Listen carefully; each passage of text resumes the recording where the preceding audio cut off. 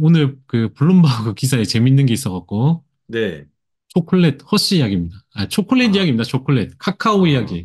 허신 네. 아니고, 예. 허쉬도 뭐 해당이 되죠. 그 뒤에 해도 되겠죠. 예, CEO, 예, 예, 네. 예. 예. 근데 이 보시면은 초콜릿 크라이시스입니다. 초콜릿의 위기. 그래서 음, 초콜릿의 이제 붕괴가 뭐 다가오고 있다. 뭐 이런 제목이에요. Meltdown in Chocolate is coming입니다. 그래서 이 수십 년간 이 그 투자, 그러니까 non investment 비투자, 그러니까 투자가 없는 그런 그게 다시 이제 돌아오고 있는 거다. 이게 뭐냐면 현재 그 코코아 가격이 지금 보시면은 역대 이래로 가장 높은 톤당 6,000달러 가장 높은 수준입니다. 이렇게 올랐어요. 어, 코코아 도매 말도 안 돼. 가격입니다, 이게. 예. 음, 도매 가격이 이렇게 올랐는데 그러다 보니까 뭐 그 이 전체 이것도 뭐 올랐다 그런데 하여튼 가격이 많이 올랐는데 이게 코코아는 지금 여기 보시는 서아프리카, 이 음, 서아프리카 여기에서만 그 가장 많이 나온다. 전체 생산량의 75%가 여기에서 나온대요. 그러니까 어, 이게 뭐 커피랑도 비슷한데 이 적도를 기준으로 남북으로 한 20도. 커피도 그렇거든요. 음, 커피도 적도 기준으로 20도 그에 화산지대에서 많이 되는데 코코아도 적도 기준으로는 20대에 특히 이제 이 서아프리카 여기 특히 코트디부아르 음, 에서는 이제 전체 소비량이 한 500만 톤인데 40%인 200만 톤이 여기서 나온답니다. 어, 근데 이제 이 중요한 거는 커피도 옛날에 정말 그 소장농 도너 이렇게 막 그 간의 수공업처럼 해가지고 되게 열악했거든요. 근데 이제 뭐 커피 시장이 커지면서 대기업들이 들어가서 많이 이제 좀 개선이 많이 됐죠. 음, 뭐 공정무역이 됐든 뭐 이렇게 개선이 됐는데 코코아는 여전히 이제 그 소작농들이 압도적으로 많대요. 코코아를 재배하는 거. 어, 그러다 보니까 이 생계 유지할 수 있을 만큼만 생산이 된대요. 많이 못하고 투자를 어, 못하는 거야, 이 사람들. 그래서 비료도 못 주고 뭐 살충제고 뭐고 못하는데 그러면은 열매가 많이 못 맺겠죠.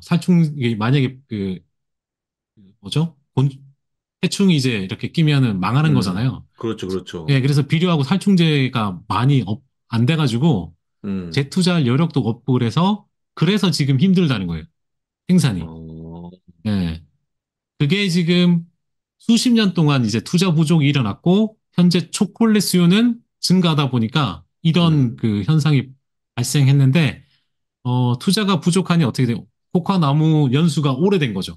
어, 예, 나무가 오래돼가지고 새로 심지도 못하고 그래서 수확량이 계속 떨어지고 있고 또 이제 뭐 기후가 안 좋잖아요, 요즘. 그렇죠, 그렇죠. 예, 기후 문제도 있고 질병에 이제 그 취약해진 거죠. 그래서 이 두 가지 문제가 있는데 올해는 이 두 가지 요인이 모두 작용한 거예요. 작년까지. 작년부터 해서. 이게 지금 이런 음, 상황이 된 거죠. 코카나무가. 그래서 결론적으로 이 수요와 공급 간의 격심한 격차가 있어가지고 여기 보시면 30만에서 한 50만 톤이 쇼티지가 나는 거예요, 지금. 와, 그러면 그게 단기적으로 해결 안 될 것 같은데요? 그런 그렇죠. 문제는? 예, 그렇죠. 예. 그래서 큰일 났네. 예, 최초 65년, 5년 만에 가장 큰 공급 부족이 될 것이다. 어, 그렇게 보고 있고요. 그래서 그 재고량이 이제 지금 보시면 3년 연속 이제 떨어지고 있는 거죠, 이게. 3년 음, 연속 재고량이 떨어지고 있고, 만약 24년 말이 되면 코코아 비축량이 25%로 최소가 되는 겁니다. 그런 상황이라고 하네요. 이게 단기적으로 해결이 안 되는 그런 흐름이라고 보시면 되고요. 어, 그러면은 이 공급 문제의 또 다른 측면에서 보면은 30년 동안 코코아 수요가 두 배로 증가했다는 건 이제 초콜릿 소비가 이제 늘었다는 거잖아요. 그렇죠. 미국, 유럽은 되게 많이 먹어요. 많이 인당. 먹는데요. 예. 그래서 음, 스위스는 뭐, 뭐죠? 화이트 초콜릿인가 만들어낸, 여기는 이제 단연 뭐 11.8kg, 국내 이렇게 뉴스에서 보니까 이렇게 많더라고요. 야, 미국이 9kg. 야, 진짜. 뭐, 엄청 많이 6kg도 먹어. 먹기 힘든데, 그걸 어떻게 이렇게 먹나요? 예, 아, 이렇게 진짜 먹고요. 대박이네. 독일, 뭐, 그러니까 미국, 유럽이 엄청 많이 먹는데, 그러니까 유럽 제외 시 전 세계 그 이 1인 소비량이 여전히 적어요. 한 예로 이제 인도가 그나마 많은 게 1kg. 1kg. 인도가 1kg, 한국이 얼마겠습니까, 그러면? 한국 한 500g? 700g이고요. 아, 700g? 중국은 200g입니다. 아, 200g 더 안 먹네, 거기는. 아, 예, 그래서 아시아권이 상당히 상대적으로 적어서 음, 음, 이쪽을 많이 먹여야 되는데, 근데 어떻게 할지 모르겠어요. 하여튼 아, 그 정도로 이제, 예, 그래서 이제, 근데 생각해 보시면 이렇게 새로운 시장 확대가 필요한데, 허시 CEO가 뭐라고 했냐면, 예. 무슨 일이 일어나고 있는지 곧 전 세계 슈퍼마켓에서 느낄 수 있을 것이다. 그러니까 가격 인상하겠다는 거예요, 지금. 예, 안 아, 되니까. 가격 예, 그래서, 인상을, 가격 책정을 포함한 모든 도구를 비즈니스 관리 수단으로 모든 걸 해서 어떻게든 살려려고 하는데, 그러면 가격을 올리면 기존에 많이 먹는 사람이야 저항이 적으니까 먹겠지만, 적게 음. 먹는 사람은 가격 올리면 더 안 먹을 거 아닙니까? 지난번 펩시콜라 할 수도 있어요. 네, 그래서 어, 특히 뭐, 이렇게 한국 같은 경우도 뭐, 1년에 한 번 먹잖아요. 2월 24일 날. 그렇지, 한 어른들은. 번 먹지, 한 번. 거의. 그래서 이제 이게 딜레마에 빠진 거지, 이제. 어, 네, 새로운 시장이 필요한데 가격을 올리면 그게 시장 확대가 안 될 테니까요. 그런 참, 문제가 이제 있다. 음, 자, 그러면 또 하나의 이제 문제가 있죠. 이거는 이제 오젠픽인데, 어디 이야기냐. 오젠픽이 테이킹 오프 이제 활공 이제 활주로 해서 이제 비상하고 있는 건데, 그 전 세계에서 가장 비만 인구가 많은 곳. 힌트. 어, 미국이 아니다. 어디, 미국이 아니다. 네. 어디가 많을까요? 궁금하네. 중국입니다, 중국. 아, 중국이요? 네. 중국이 비만 비만? 문제가 있답니다. 예. 왜, 그래서 비만 인구가, 그러니까 절대 수로는 가장 많아요. 왜냐면 인구가 많은데, 인구 많으니까, 예, 많은데 인구 대비 이제 그 약품이 부족한 상황인데요. 그러니까 어, 오젬픽이 부족한데 중국의 약 2억 명이 이 비만이라고 하고요. 야, 과체중이 4억 2억 명입니다. 네. 그러니까 13억 중에 6억이니까 뭐 한 절반 조금 안 되죠, 그죠? 그 다음에 명. 이제 그 10년 내로 비만인 인구가 한 1억 명 더 늘어날 거다. 그래서 큰일 났네. 이렇게 많으니까 오젬픽이 들어가긴 하는데 이게 당연히 당뇨병 진단을 받잖아요. 그렇죠, 예. 근데 여기도 이제 블랙마켓은 아니고 이제 그레이 마켓이 활성화되어 있대요. 완전 음, 블랙마켓이 아닌 거는 이 징동닷컴, JD닷컴에서 판대요, 이거를. 139달러에. 근데 이 이미, 정부가 이제 그냥 뭐, 그냥 눈 감아 주는 건가 봐요. 음, 139달러면은 미국의 그 보험 받는 플랜보다 조금 비싼 거예요, 조금. 어, 예. 그래서 이제 완전 그 블랙마켓 뭐 이런 데는 좀 비싸긴 하겠지만 근데 이렇게 음, 파는데 뭐 그 어떻게 되나 봐요. 그래서 음, 되는데 그러다 보니까 중국 내에서도 뭐 약품 개발 경쟁이 벌어지고 있는데 일단 오젬픽만 열어주고 위고비나 이제 마운자로 같은 건 승인을 안 해주고 있죠.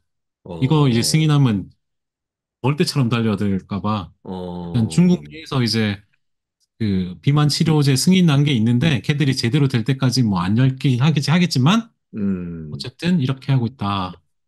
참 이사님, 보이차 먹어서 중국인들이 보이차, 네. 살이 안 찐다더니 다 뻥인가 봐요, 보이차가.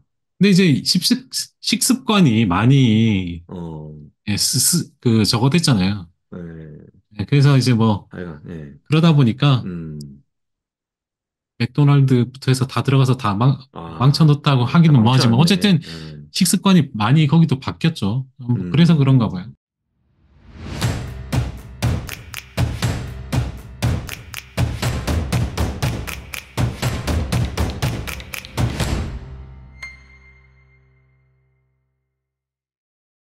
자, 그 엔비디아 이제 조금 더 해보죠. 엔비디아 좀 더 해보겠습니다. 예. 그 골드만삭스에서 이렇게 그 목표 그 밸류에이션에 대해서 이렇게 해놨어요.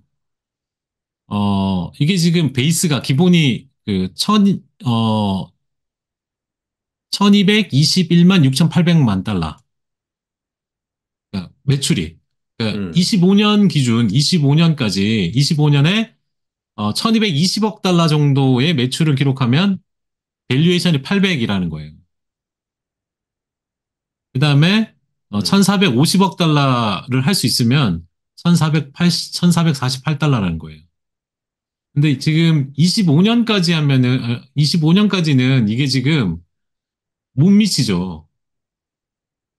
900억 달러 정도 되고요. 이게 1100억 달러가 26년에 지금, 팩트셋 그 예상이죠. 그러니까 전체 애널리스트 예상이 26년이 여기가 1100이 거거든요. 그리고 여기 지금 25년은 900 얼마 정도 될 거예요. 그러니까 이 기본 그 베어 원 케이스에 해당되니까 조금 낮죠. 음, 근데 이걸 이제 빠르게 이제 회복해야 되는데, 뭐, 그건 어떻게 될지는 뭐, 봐야겠죠. 그래서 지금 봐서는 이 800을 800까지 오려면 자기들이 봐서는 매출이 이 정도 이제 25년짜리가 이게 찍혀야 된다는 건데, 어떻게 될지 봐야 되겠습니다.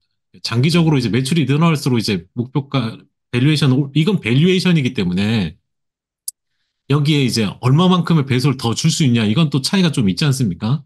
그렇죠. 네, 그건 이제 좀 지켜보긴 해야 돼요. 그래서 멀티플이 지금 현재 이게 지금 27배를 준 거고 좀 더 이제 아까 이제 27배인데 지금 멀티플이 30배 넘어가고 이러면은 이것도 멀티플이 줄은 거잖아요. 그래서 요게 이제 이 현재 여기에다 멀티플을 더 준 상태다 이거라는 거잖아요. 여기다가 여기를 이제 멀티플을 30 높게 주면서 주가가 형성되어 있는 상황인 거죠. 여기에. 약간 뭐 높게 준다 뭐 보면 되고 뭐 그런 거 그거 말고 뭐 딴 거 뭐 볼 건 없는 것 같고요. 음, 그래서 특히 이제 또 하나가 더 있구나. 데이터 센터. 데이터 요 데이터 센터. 네. 센터에 대해서 어, 그 골드만삭스도 그렇고 이제 보시면 그 박스를 쳐놨지 않습니까? 그러니까 결국엔 데이터 센터 매출이 그 전체 매출 중에서도 데이터 센터 매출이 중요하죠. 음, 예, 그래서 이게 지금 그 성장률이 강하게 올라와야 되는 거예요. 또 JP 모건 거는 뒤에 또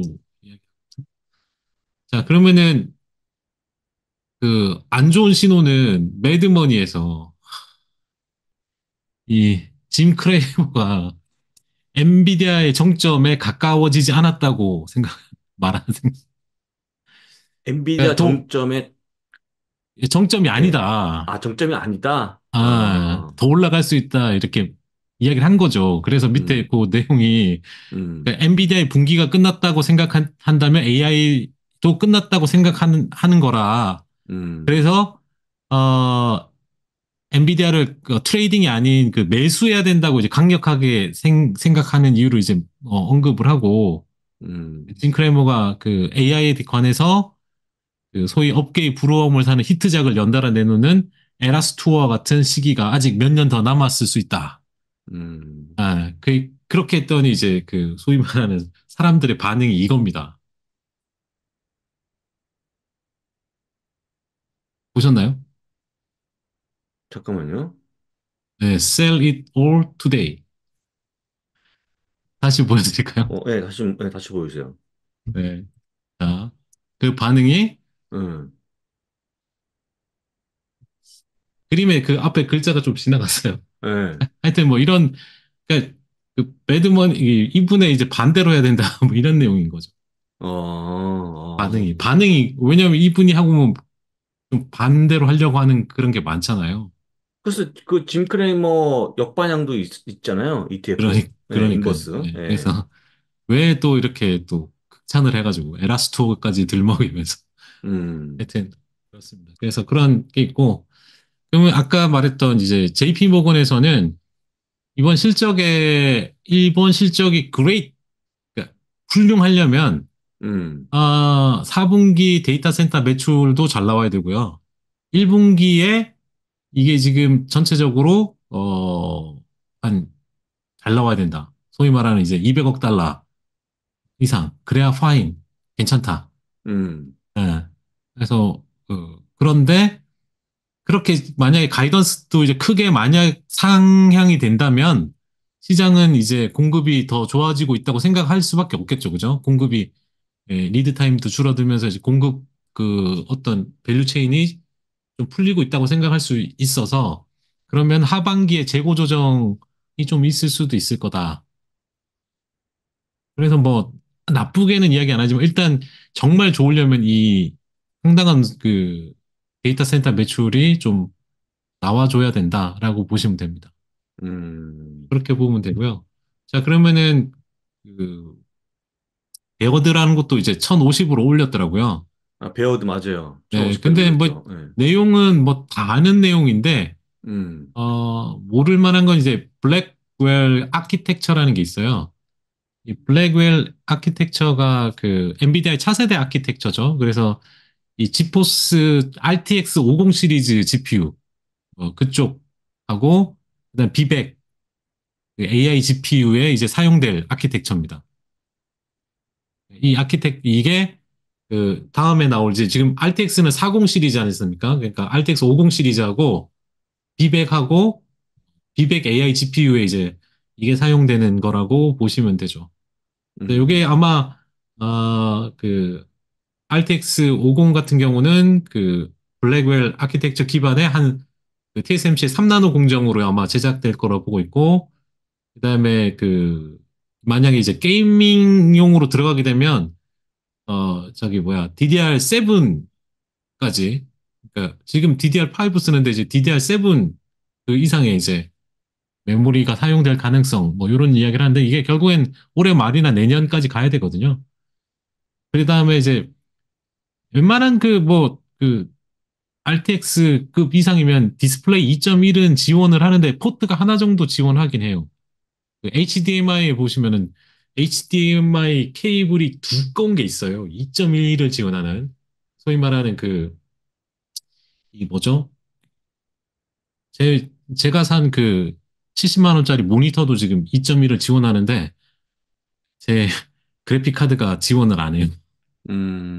하여튼, 예, 그래서 네. 그거는 보면은 케이블이 어마어마하게 굵습니다. 일단, 그런데 어쨌든 음. 뭐 그거 쓸 수 있고 또 하나는 이 GPU 같은 경우, 여기 블랙웰 아키텍처에 쓰여지는 게 이제, 어, 하이닉스의 HBM3E 음. 익스텐드가 아마 사용될 거다.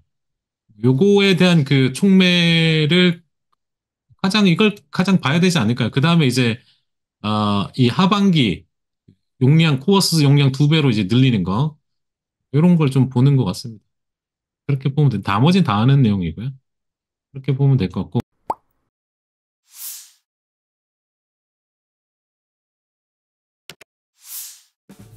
안녕하세요. 여도은입니다. 미국 주식에 미치다 TV에 응원회원으로 가입하면 좋은 이유 3가지 지금부터 알려드리겠습니다. 먼저 첫 번째, 매일 누구보다 빨리 이항영 위원님의 전일 장마감 시황 자료를 받아보실 수 있다고 합니다. 그리고 두 번째, 매일 밤 장우석 부사장님의 미주미 주도주와 안동호 이사님의 미주미 매운맛 주식을 받아볼 수 있다고 하는데요. 야수의 심장을 가진 투자자분들이라면 매운맛 주식 한번 맛보시는 건 어떨까요?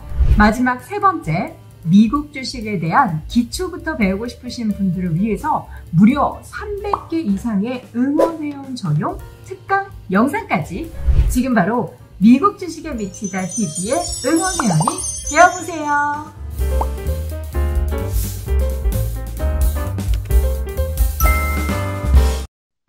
다들 이 그림, 이 장표를 이제 많이 사용하잖아요.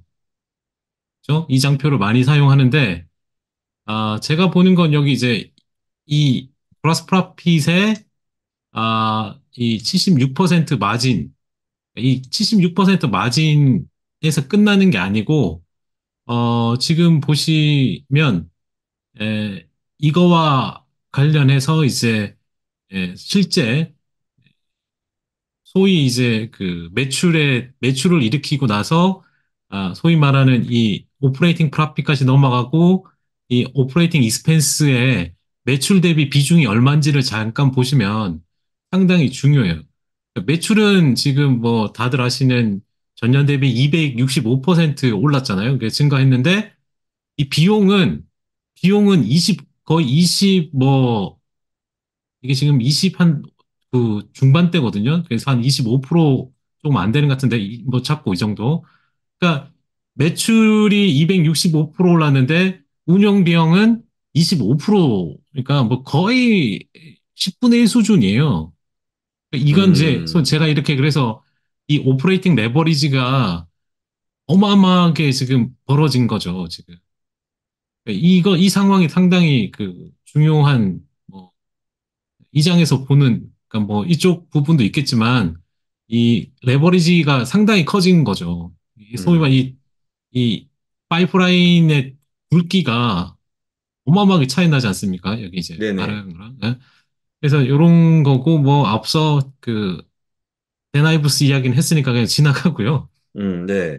뭐, 소위 말하는 뭐 그런 제트 연료가 뭐 이런 이야기 다 하는 건 지나가고, 티핑 포인트 이야기도 지나가고, 뭐 다 했으니까. 뭐 그냥 제가 써놨습니다. 다들 이야기 다 하더라고요. 그래서 그냥 지나갑니다. 자, 그러면은 그 매출에 이제 뭐 다들 아시는 가장 중요한 거는 데이터 센터 매출인데, 그림상 이렇게, 어, 분기별로 봐도 급등하는 게 보이잖아요. 네. 예, 급등하는 게 보이고, 지금 보시면 그 전체 숫자적으로 말할 때, 컨퍼런스 콜에서 말할 때 가장 중요한 부분이 이 부분이죠. 펀더멘털리 근본적으로 24년, 그다음에 음, 25년, 그 이후까지 비하인드 그 음, 이후까지 컨티뉴드 그로스 지속적인 성장을 위한 조건은 엑설런트 훌륭하다. 25년까지는 젠슨왕이 보기에 뭐 그리고 그 이후까지 지속 성장하는데 아무 문제 없다는 거잖아요. 그렇죠. 그렇죠. 안심하고 이제 그냥 젠슨왕 교주님을 믿는다면 그냥 아멘하고 가야 되는 거죠. 네, 음, 하여튼 그런 상황이죠. 그래서 요 멘트가 아주 가장 뭐 인상적이었고 저는. 그다음에 그러면은 현재 그 앞서 이야기했지만 20, 그러니까, 회계연도 기준으로 이제 올해 전체 뭐 매출이 한 60%, 예, EPS가 예. 만약 70% 이상 증가하는데, 음, NTM으로, 니어텀으로 그 EPS 대비 30배 거래된다는 거는 말이 안 되죠. 너무 싼 음, 거예요. 그러니까 지금 오늘 뭐 좀 더 30배 아래로 내려갈 것 같은데, 근데 지금 뭐 EPS 성장이나 매출 성장이 뭐 2, 30%도 아니고 60, 70 막 이러면은 충분히 이제 위에 상단이 조금 더 열려 있지 않나 하는 어, 생각이 들고 그 아까 말했던 티핑 포인트는 이 연간 그래프로 보면 티핑 포인트라는 게 보입니다. 아직. 연으로 보면은 매출이 뭐 진짜 이렇게 올라서 이렇게 가는 모양이지 않습니까? 그죠? 네네, 티핑 예. 포인트라는 게 완전 이제 여기서부터 기하급수적으로 올라가야 되는 그 포인트인데 그 포인트가 지금 그래프로 보이기 때문에 티핑 포인트라고 한 것 같아요. 실제 이제 음, 그래프상 이렇게 올라가는 게 아니고 갑자기 확 꺾이는 이 해가 지금 지난 거잖아요. 그죠? 작년에. 그렇죠, 그렇죠. 예, 연으로 계산하면 데이터 센터의 레비뉴를 보면 이제 이런 게 보인다라고 보시면 될 것 같아요. 자, 그러면은 또 하나 이제 볼 거는 아까 이제 영업 레버리지 했는데 그거에 대한 실질 그 비용에 있어서 소위 말하는 그 판관비 뭐 여기 세일즈 앤뭐 SGA 같은 경우가 매출의 한 3.21% 음, 정말 수치가 뭐 작게 차지하죠. 그죠? 매출이 많은데 이거 뭐 돈은 거의 쓰지 않는 그런 모습이고요. 또 하나 이제 R&D인데 R&D는 매출의 11.15%입니다. 요거. 네, 음, 24억 6,500만. 그러니까 매출도 뭐 어마어마한 테크 기업임에도 불구하고 매출이 워낙 커서 이제 그 숫자가 작게 보인다. 그래서 엔비디아 제품의 그 힘을 보여주는 숫자가 이 숫자가 아닌가 하는 생각이 들죠. 그래서 대부분 이제 하이 퀄러티의 그 소프트웨어 성장주라고 하는 되게 좋은 주식들이 SGA가 뭐 한 40% 되고요. 그다음에 R&D의 한 30%예요. 그렇게 음, 해야 그 상당히 하이 퀄러티의 소프트웨어 성장주거든요. 예, 근데 예. 이걸 뛰어넘는 어쨌든 여기도 뭐 소프트웨어지만 거의 하드웨어에 가까운 그 매출에서 나오는 거잖아요. 네. 네, 그걸 이제 보여주고 있다. 이렇게 좀 보면 될 것 같고. 그다음 엔비디아 콜에서 그 가장 큰 거는 결국 그 이 데이터 센터 매출의 약 40%가 추론에서 나왔다. 음, 시장에서 다들 그래 너 트레이닝 그 AI 트레이닝에만 뭐 적합한 게 아니냐 추론은 뭐 각자 각자 그 최적화 칩을 뭐 만들고 이제 직접 커스텀 칩을 만들어서 하겠다 했는데 지금 추론도 이쪽으로 넘어가요. 그 추론은 뒤에 다른 부분에서 제가 다시 한번 이야기할 건데 그래서 이게 지금 40%인데 그것도 젠슨당이 뭐라고 그랬냐면 보수적 추정치라고 이야기했어요. 그래서 요게 이제 아마 가장 큰 부분이라고 보여지고요. 또 하나는 그 데이터 센터 매출의 대부분이 이제 호퍼와 인피니밴드라는 거 이야기했고 대형 클라우드 공급업체 이제 절반 이상 차지한 거 음, 어, 어떻게 보면 뭐 거꾸로 이제 뭐 너무 이제 그 치우친 게 아니냐는 말도 있지만 여기 하나 더 이제 더 들어가게 된 거죠, 여기에. 네, 지금 예. 뭐 그 아마존이 더 들어가게 되는 거죠. 지금 4개, 5개까지 막 늘어나니까. 네, 그러니까 대형 예. 클라우드 공급업체가 하나 더 이제 들어가게 되고 또 음, 앞서 이제 그 구글 젬마라고 하는 소형 그 LLM 모델 그걸 또 뭐 결국에는 이 제 생각은 뭐 그냥 그런 거지. TPU만으로는 그 선두를 따라잡기가 너무 어려운 거예요. 그러면은 자기 기술, 그러니까 그게 너무 시간이 모자라면 시간은 뭘로 살 수 있습니까? 결국. 시간은 돈으로 산 거거든요. 지금 기술업계는. 그러니까 예, 특히 예. 이런 그러니까 엔비디아가 잘 나갈 수밖에 없는 거는 여기서 삐끗해서 그 시기를 놓치면은 이게 뒤처짐이 확실히 커지는 거예요. 그럼 나중에 돈이 지금 뭐 돈이 지금 100이 들 거면 나중에 되면 200이 드는 게 아니라 막 300, 400이 들 수도 있어요. 이걸 따라잡으려면. 그래서 음, 돈으로 시간을 사야 되는 상황인 거죠. 한마디로. 그렇기 때문에 엔비디아가 그렇게 높은 뭐 마진과 뭐 이런 걸로 이제 돈을 벌 수 있는 거죠. 지금 그런 상황이다라는 생각이 들고 나머지 이야기는 뭐 다들 들어보셨으니까. 그리고 이제 가장 큰 건 뭐 계속 신제품 출시로 인해서 연중 수요가 공급을 앞설 거다. 이게 가장 뭐 크죠, 그죠? 그래서 그런 거 있다고 보시면 될 것 같고, 에, 다들 이 차와 관련해서 자율주행과 관련된 이런 부분 이야기 많이 안 하던데, 어쨌든 이게 데이터 센터 매출 기여에 이제 10억 달러가 넘어선 것으로 추정한다.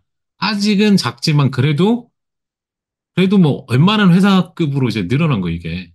그래서 음, 이것도 이제 커지고 있는 거고요. 그러다 보니까 이제 그 드라이브 인프라스트럭처 솔루션 쪽으로도 이런 걸 많이 사용하고 있는데 약 한 80개 업체가 AI, 그 엔비디아 인프라를 사용하고 있다. 그래서 계속적으로, 그러니까 테슬라 빼고 모든 업체가 그냥 엔비디아 쓴다. 뭐 이렇게 보면 될 겁니다. 음, 그런 흐름이라고 지금 보시면 되고요. 이제 아까 이제 인피니밴드가 그 성장을 이끈다고 했는데 퀀텀 인피니밴드 뭐 다들 아는 아까도 이제 프리미에서 이야기한 건데 현재 이제 엔비디아의 통신과 관련돼서는 인피니밴드가 가장 아, 다른 데보다 앞서 있는 거죠. 그래서 AI 네트워킹 솔루션의 표준이라고 자기들이 이야기하고 있고 전년 대비 이 부분이 5배 이상 성장했는데 그러면 이걸로 다 밀어붙이냐? 아니다. 자기들도 이더넷 쪽에 스펙트럼 X를 출시를 했습니다, 이번에. 그래서 스펙트럼 스위치라고 해서 이 기존 이더넷 대비해서 1.6배 더 높은 AI 프로세싱을 위한 네트워킹 성능을 제공한다고 합니다. 그래서 이게 지금 이런 거예요. 그 인피니밴드보다 더 빠른 거를 그 마이크로소프트가 이제 하기 위해서 뭔가 투자가 들어가는데 엔비디아는 그걸 다 알고 있는다는 듯이 그 앞선 그 자기들이 뭐든지 앞서 뭐 이렇게 다 내놓고 있어요. 어, 네, 그러니까 지금 그럼 이게 자기들 시간이 또 걸리면은 또 채워지니까 일단은 얘들 거 비싸도록 또 쓰는 거예요. 만약 이게 제대로 나오면 이번에. 음, 현재 이제 그런 상황으로 끌려가고 있다고 봐야겠죠. 빅테크들이 어떻게 보면 엔비디아한테. 어, 그래서 이게 시간이 어떻게 보면 시간이 이렇게 레그 되게 이렇게 만약에 AI 채택이 이렇게 속도가 느렸다면 아마 그 자체 개발하고 뭐 이런 게 가능했을 거예요. 그래서 엔비디아가 초기 이렇게 좀 점유하다가 일부 이렇게 뭐 쉐어가 이렇게 나눠질 수 있는데 지금 이게 채택 속도가 워낙 빠르고 워낙 그 투자 속도가 빠르다 보니까 이걸 따라잡기 위해서는 자기 거도 하지만 계속 얘 거를 살 수밖에 없는 거예요, 지금. 그런 현재 흐름이 벌어지고 있다라고 보면 될 것 같습니다. 그러면은 그럼 결국 이 장기 성장이 가능하냐 이거에 대한 이제 컨퍼런스 콜 언급 내용 중에 비교해 보면 일반적인 내용은 그 가운데 일반적인 언급이 이렇게 있었고요. 그냥 예. 모든 기업이 AI 기업이 되고 뭐 이런 이야기가 있었어요. 그래서 뭐 이건 그냥 일반적인 내용인데 구체적인 숫자는 말하지 않았는데 요걸 이제 이걸 추정해서 한번 계산해 보죠. 음, 그러면 젠슨 황이 뭐라고 했냐면 향후 5년 동안 인프라 구축에 1조 달러가 투자될 건데 현대의 속도보다 2배에 달하는 규모가 되고 이 컴퓨팅 분야가 수천억 달러의 시장 기회가 있다고 했어요. 그러면 향후 이제 5년이니까 2028년, 이 되겠죠, 그러면요. 네. 2028년까지 수천억 달러니까 이거를, 리사수가 4천억 달러고 했는데 이게 지금 한 3천억 달러로 좀 낮게 잡아서 3천억 달러라고 가정을 하면은 그럼 엔비디아 시장 점유율이 그한 5년 동안 뭐 이제 현재 한 80, 90 이야기하는데 여기서 60%까지 60%라고 가정하죠. 계속 떨어진다고 가정을 해야 될 거 아닙니까? 예, 어쨌든 예, 예. 경쟁이 있고 그러니까 그럼 이게 60%라고 가정을 하면은 요거 곱하면은 매출이 1,800억 달러가 나와요. 자, 음, 그러면은 이게 1,800억 달러면 내년부터 해서 28년까지 가중 평균으로 연평균으로 한 16%씩 성장한다는 겁니다. 나누면은 예, 이거를 예. 이제 뭐 앞에는 이제 계속 고속 성장하다가 뒤에는 이제 성장 그 속도가 둔화되겠죠. 그래서 이게 16% 나온다 정도 된다면은 현재 어쨌든 이렇게 되는 거는 뭐 이 소위 말해서 1조 달러가 되는 거에는 그 AI 생성 뭐 제너레이션 팩토리 이야기도 했고 인프라 구축 뭐 이런 걸로 인해서 새로운 투자 사이클 때문에 된다고 했기 때문에 그러면 요게 지금 16%를 기억하고요. 그러면 어제 제가 이제 골드만삭스에서 뭐라고 했습니까? YY로 이게 지금 25년에 네. 25년에 15%일 때 매출이 얼마였어요? 1220억이죠. 1220억. 네. 네. 그러면 아까 1600이잖아요. 예, 예. 네. 그러면은 이게 지금 25년이지만 이걸 뭐 전체적으로 향후 5년 그러니까 25년 기대하는 이 15니까 16하고 거의 얼추 비슷하죠. 그러네요. 예. 네. 그러면은 이때 얼마예요? 800이에요, 800. 일단 800. 예. 800이죠. 예, 그러면 예. 여기 지금 이 PR도 지금 20 몇 배로 낮아지니까 27배, 현재. 예, 거의 맞춰지고 있어요, 여기에. 그러니까 이 어, 매출 성장이 이 정도 되면 얼추 이제 맞춰지고 있다. 그래서 향후, 뭐 이렇게 전체적으로 뭐 아주 높은 숫자는 아니라도 뭐 이런 한 15, 음, 16, 17, 뭐 이 정도만 이렇게 흘러간다면은 주가는 계속 높아질 수 있어요. 네. 음, 멀티플을 좀 더 줘가면서. 어, 네. 그럴 수 있죠. 그래서 현재의 어떤 중기, 그러니까 이게 뭐, 제가 장기라고 했지만 어쨌든 한 5년이면 중기 정도 되니까 중기의 촉매제가 할 수 있는 그 수요가 계속 될 수 있다는 부분인 거죠. 그래서 성장률 추정치가 뭐, 한 16, 17, 18, 뭐, 어느 정도 그 정도만 뭐 된다면은 충분히 이제 주가가 저렇게 계속 예, 유지될 수 있다. 이렇게 볼 수 있는 거죠. 반대로 음, 되면. 자, 그러면은 그러면 엔비디아에 투자해야 하는 이유는 뭐냐? 예, 이 예. 젠슨 황이 또 한마디로 이제 이야기한 건데 이겁니다. 엔비디아 풀스택 컴퓨팅 플랫폼. 네, 그래서 이게 산업의 모든 산업별 애플리케이션 프레임워크 뭐 방대한 개발자 파트너 에코시스템을 갖춘 엔비디아 풀스택 플랫폼이 모든 산업 분야의 모든 기업의 AI 기업이 될 수 있도록 이제 모든 걸 제공한다는 거예요. 그러니까 음, 결국에 이제 플랫폼이 된다는 거잖아요. AI 플랫폼이 된다는 거지 않습니까? 그러니까 이게 어, 그냥 한마디로 이렇게 해서 엔비디아에 투자하는 이유를 딱 설명을 해줬고요. 그다음에 그 커스텀 칩 이야기는 앞전에도 뭐 뉴스에 나왔지만 또 이제 젠슨 왕이 이야기를 그대로 했죠. 자기들은 이제 오픈 열려 있고, 커스터마이징 같은 경우는 약간 논의를 하면은 끝에 시스템을 재구성해 줄 수 있다. 음, 근데 만약 그것도 어렵다고 한다면은 맞춤형 칩 제작해 줄게. 뭐 이렇게 이야기하고 있는 거예요. 그래서 고객에게 엄청난 이점을 제공해 줄 수 있다는 거죠. 그래서 그냥 커스텀 칩까지 같은 경우는 이제 고객의 노하우나 이 독점 정보 그걸로 이제 자체적으로 아키텍처를 확장할 수 있기 때문에 뭐 이렇게까지 해준다는 뭐 정말 다 하고 하겠다는 거죠. 뭐 하여튼 그런 음, 거고.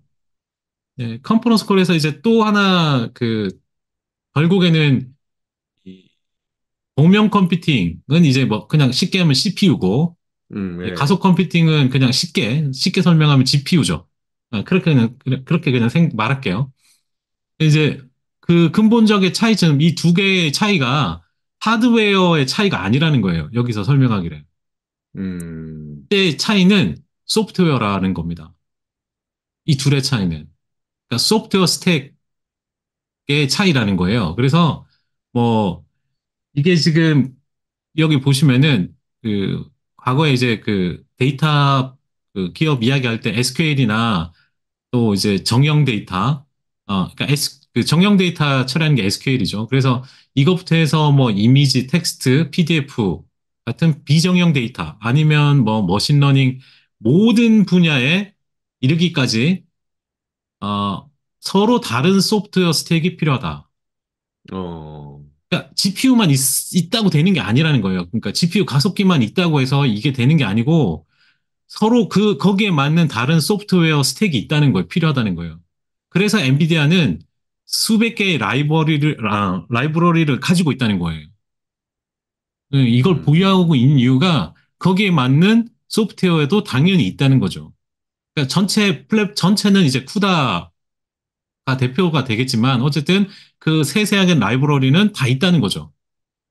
그래서 이런 라이브러리가 이 새로운 시장과 애플리케이션을 가능하게 한다. 그 차이가 있다는 거예요. 그래서 쉽게 말하면 이런 소프트웨어 스택이 다른 곳이 없기 때문에 엔비디아를 뭐 그렇게 쉽게 이제 점유를 많이 뺏어올 수 없는 그런 상황이라는 거죠.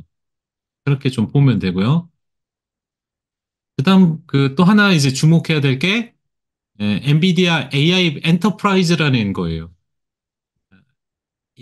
요거 단어가 또 있는데 요게 지금 10억 달러의 런레이트를 기록했죠. 요게 지금 시작이 불가하다고 이야기했는데 아, 지금 이게 뭐냐면 제품을 시장에 출시하는 방식과 관련돼서 엔비디아 AI 엔터프라이즈는 뭐냐라고 이제 개념을 이해하면 되면 운영 체제와 같은 런타임으로 생각해라.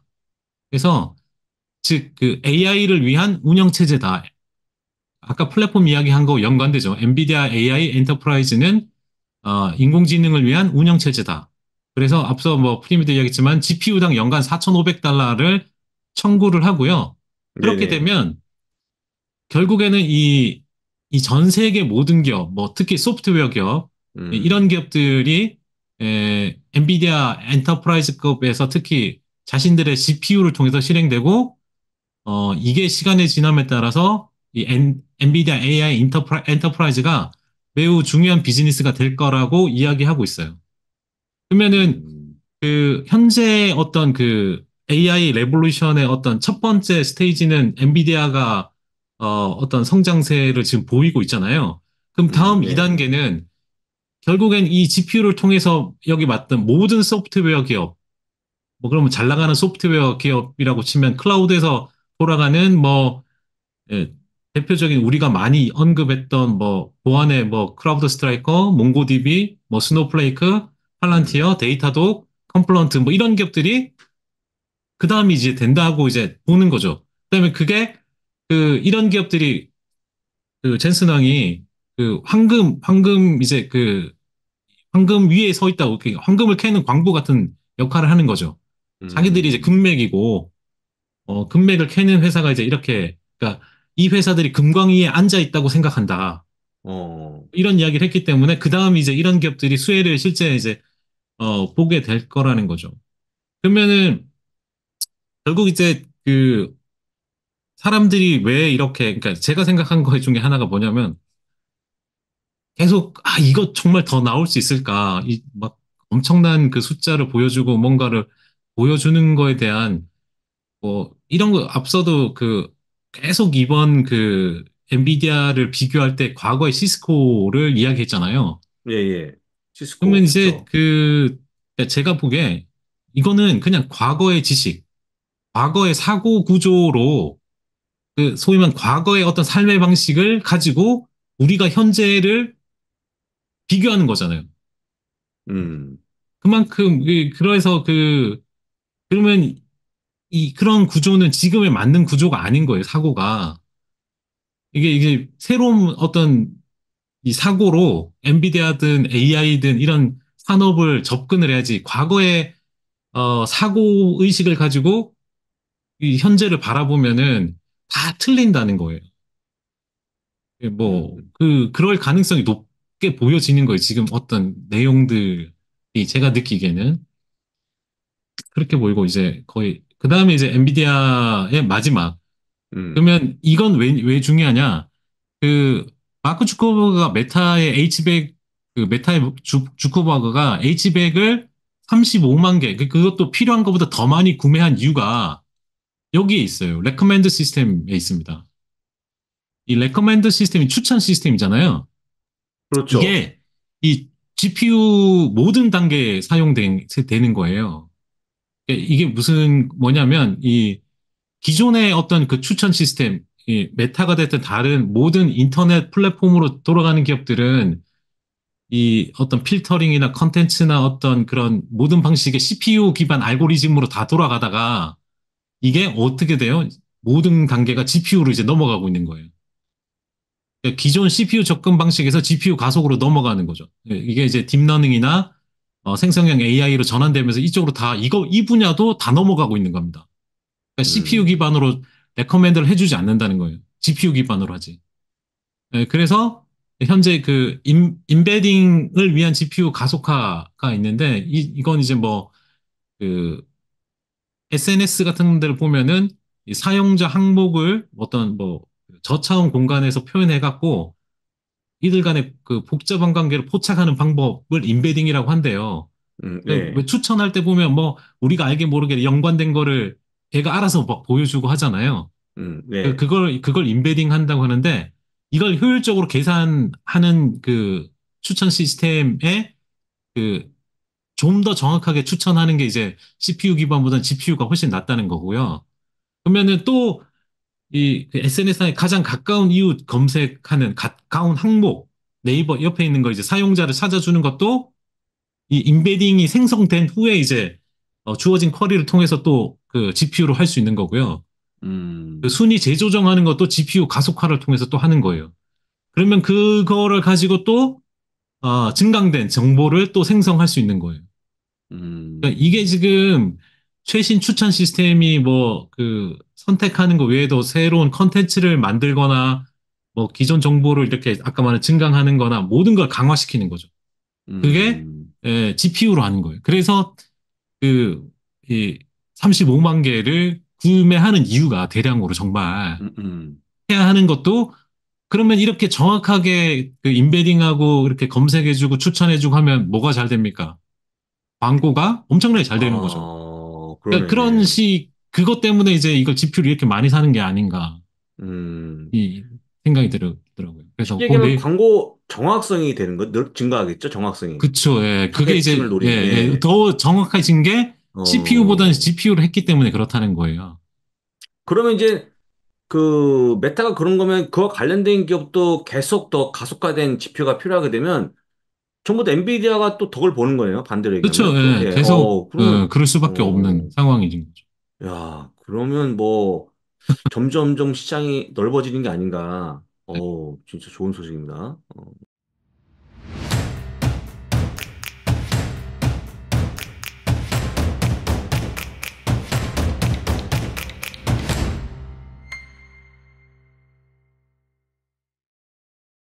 그 다음 이제 구글 이야기를 할 텐데, 어제 막 올라오는데 구글이 오르긴 해도 막 강하진 않았잖아요. 예, 예, 예. 그래서 오늘 뭐 레딧에 뭐 6천만, 그 AI 학습시키기 위해서 6천만 달러를 뭐 했다 뭐 이런 이야기도 있는데, 어쨌든 이번에 그 검색을 업그레이드를 했습니다. 음, 근데 이게 좋은 건지 나쁜 건지 뒤에 말씀드릴게요. 그래서 이 서클 투 서치라고 해서 이거 그 갤럭시 24에서 했던 거죠. 그거 이제 여기 안드로이드 폰에서 하겠다고 이야기한 겁니다. 그래서 이렇게 하면은 요 안경이 이제 검색되는 갤럭시에서 이제 보여줬던 거를 안드로이드 전체로 이제 구글 앱에서 이렇게 나오게끔 한다는 거고요. 그러니까 이게 이제 앱을 전환하지 않고도 그 쇼핑몰 안 가도 자기 쇼핑 그걸 보여주는 거죠. 예. 요거는 이제 뭐 삼성 그거에서 봤으니까 그렇고. 그다음에 요거는 이제 그 멀티 서치 익스피리언스라고 해갖고 멀티 검색 환경을 제공하는 겁니다. 구글 앱 내에서 이제 하는 거라서 이게 이 보시면 카메라를 이제 이 카메라가 이렇게 가리키거나 업로드하고 직물만 하기만 하면은 이, 이 시각적인 검색 결과를 AI 기반 인사이트로 이렇게 딱 보여준다. 이렇게 그런 것도 있고. 그다음에 마음에 드는 상품 쇼핑도 합니다. 이게 그 이미지 생성 기술을 쇼핑과 연결한 겁니다. 이게. 그래서 이렇게 글로 치면은 이런 그 실제 자켓을 이렇게 보여주는 거죠. 어, 예, 이미지와 일치하는 제품을 찾도록 이제 이렇게 도와주는 거예요. 자, 그 다음은 가상으로 이제 옷 입어보는 거, 트라이 하는 거 이제 옛날에 뭐 거울에 앞에서 뭐 하는 그런 회사도 있어. 팝패치인가 뭐 있었죠. 이제 요거를 하려고 하는 거죠. 그러니까 사람 체형에 맞게 이제 옷도 찾아주고 이렇게 사이즈별로 그러니까 그런 라지를 것도 입으면 있어요. 저렇게 되고 뭐 예, 엑스라지를 입으면 저 사람이 나와서 이제 보여주는 이렇게 돼. 스티치픽스가 그건 스티치 아니었죠?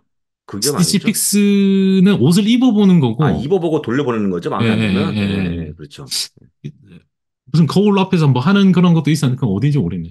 하여튼 거울 앞에. 예, 예. 예, 이런 그 뭐 피부나 뭐 이 피부 톤, 음, 체형 여기 보시면 키 이런 거 이제 해서 한 40명의 모델을 놔두고 입었을 때 이게 보여주는 거예요. 이게 어떤 느낌인지 이런 것도 음, 있고 새로운 팔로우 기능도 있습니다. 이제 검색에서 바로 이제 팔로우를 하는 거죠. 그러니까 음, 이런 그 검색을 했을 때 저렇게 나오면 이 팔로우가 바로 된답니다. 저기 팔로우 기능이죠. 예. 음, 그러면은 바로 이제 검색 피드에서 바로 이 사람들의 뉴스나 뭐 인사이트 업데이트를 받을 수 있는 그런 거고. 자, 다 좋다 이거죠. 근데 이 예. 구글의 딜레마가 여기에 또 있습니다. 이 보시면 원래 정보 검색을 하는 거는 음, 예, 비용이 지금 보시면 유닛당 되게 작아 0.3이에요. 커리가. 예? 이게 음, 지금 되게 좀 낮죠. 그죠? 예, 0.3이고 예. 여기 이제 이 매출이에요. 매출이 높았어요. 적게 쓰고 많이 나오는 구조였는데 지금처럼 LLM 베이스의 그 검색을 하게 되면요. 쿼리가 10배 넘게 10배에서 100배까지 올라가요. 이게 비용이죠, 이게 결국에는. 어, 이거 컴퓨팅을 써야 될 거 아닙니까? 그렇죠, 그렇죠. 그러니까 이 예. 컴퓨팅을 써서 이만큼 썼는데 이게 뭐야, 매출은 더 줄어요.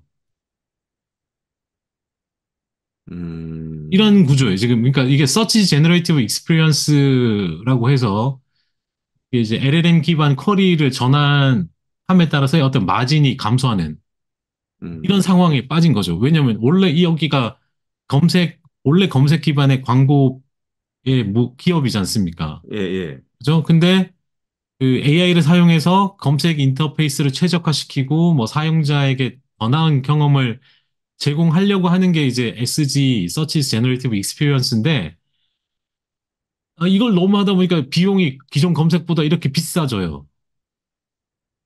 그러면 음, 근데 이제 사용자 입장에서는 어떻게 돼요? 그 원래는 검색만 하면은 자기 일일이 누르고 들어가고 천천히 하잖아요. 그럼 예, 하다 예. 보면은 광고도 한번 누르게 되고 뭐 하지 않습니까? 광고를 보기도 하고. 예, 예. 근데 이게 바로 답변을 확 줘버리니까 광고 클릭이 안 되는 거예요. 광고 클릭 음, 수가 줄어드니까 쿼리당 이게 수익이 더 낮아진다는 거죠. 그러면 전체 이제 구글의 어떤 수익률이 감소로 이어질 수도 있는 상황에 이제 빠지는 거예요. 그래서 이게 구글의 딜레마거든요. 그 음, 검색을 그러면 광고 클릭을 타겟팅을 정확하게 하고 이거보다 더 높은 그러니까 이 정도로 그 소위 말해서 편의성을 제공했으면 더 높은 이런 이게 높게 하는 게 이제 구글의 뭐랄까요? 이거 절대적인 뭐 업무 일이겠죠. 그죠?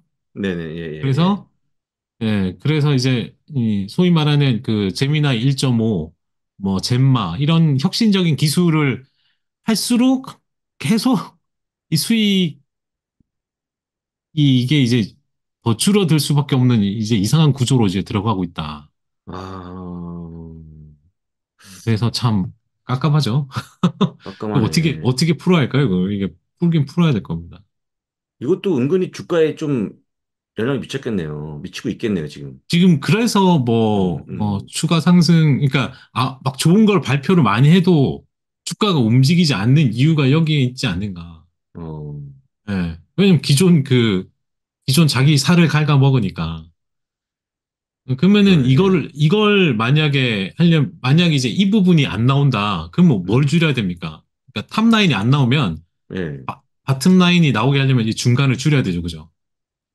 그러니까 매출이 그렇죠. 그럼 여기 아마 대량 감원이 있어야 될 거예요. 메타처럼 해야죠, 뭐. 예. 그러니까 예, AI가 발전이 많이 되면 음, 더 되면은 결국 이 광고 부서에 있는 사람들 이 음, 타겟 광고하는 사람들이 상당히 많은데 구글에 왜냐면 거기 수익이 제일 절대적이기 때문에 인원이 제일 그렇죠. 많거든요 거기에 그렇죠, 그렇죠. AI가 예. 발전해서 더 되면 여기를 음, 줄인다는 소식이 나오면 아마 움직일 수도 있다 뭐 이렇게 뭐 생각이 듭니다.